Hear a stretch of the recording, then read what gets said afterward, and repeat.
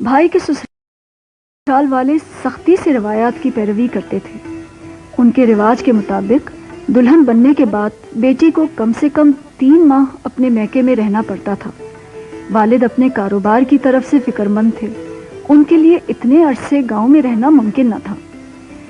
بھائی خاموشی سے حالات کا جائزہ لیتے رہے اور پھر انہوں نے فیصلہ کیا کہ اس مسئلے کو وہ خود حل کریں گے. دیکھیے، میں یہ کہنا چاہتا ہوں کہ ہم لوگ پانیلی میں اور نہیں رک سکتے. باپا کو بزنس کے سلسلے میں کراچی رہنا ضروری ہے. میں بھی ان کے ساتھ جاؤں گا. میں چاہتا ہوں کہ ایمی بھی ہمارے ساتھ جائے. اگر آپ خاندانی طریقے پر فیصلہ کرتے ہیں، آپ کی مرضی. ایمی کو 3 مہینے اپنے پاس رکھیں. میں 3 سال کے لیے لندن جا رہا ہوں. ہو سکتا ہے کہ جب تک ایمی 3 مہینے بعد کراچی آئے میں لندن جا چکا ہوں اور اسے 3 سال میرا انتظار کرنا پڑے. بھائی محمد علی مسئلہ حل کرنے میں کامیاب ہو گئے. اگلے ہی روز ان کے ساس سسر ہمارے والدین سے ملنے آئے اور پوچھا کہ وہ ایمی بائی کو کب کراچی لے جا رہے ہیں، اور ہنسی خوشی اپنی بیٹی کو وداع کرنے پر رضامندی ظاہر کر دی.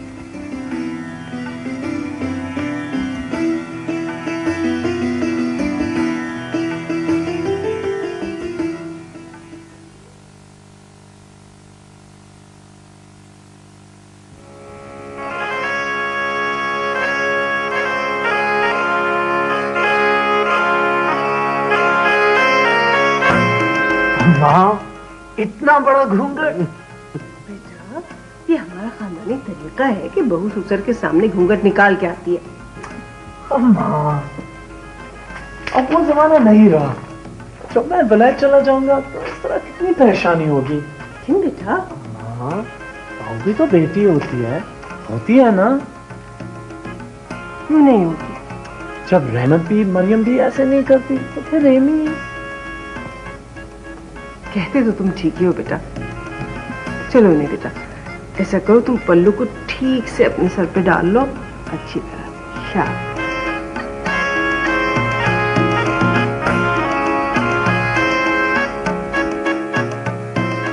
لندن جانے کے بندوبست میں کچھ تاخیر ہوئی تو والد نے بھائی کو پھر اسکول میں داخل کرا دیا، لیکن اب سندھ مدرسے کے بجائے چرچ مشن اسکول میں، تاکہ وہ لندن جانے سے پہلے کچھ انگریزی ماحول سے بھی واقف ہو جائیں اور انگریزی زبان بھی روانی سے بولنے لگیں.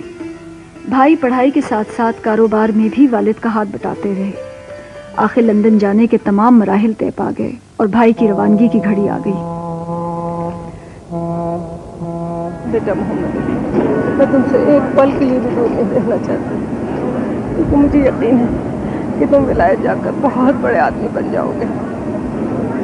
پتہ نہیں کیوں مجھے لگتا ہے کہ جب تم ولایت سے واپس آؤ گے تو میں تمہیں دیکھنے کے لیے زندہ نہیں رہوں گی. اب ایسے نہ کہیں اماں. اللہ تمہاری حفاظت کرے گا بیٹا. انشاءاللہ تم بہت بڑے آدمی بنو گے، راجا بنو گے میرے بچے.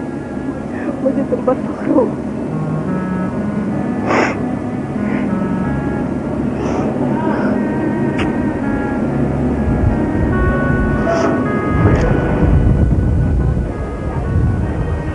دیکھو بیٹا، زندگی کو سمجھنے کے 2 ہی طریقے ہیں. جی، وہ کون کون سے؟ ایک تو یہ کہ اپنے بزرگوں کی عقل اور تجربے پر بھروسہ کیا جائے، ان کی نصیحت قبول کی جائے اور ان کے مشورے پر عمل کیا جائے. جی، اور دوسرا طریقہ؟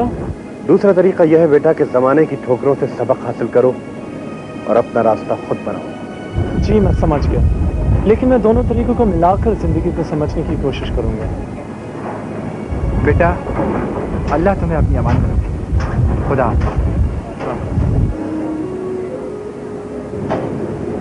خدا حافظ. خدا حافظ.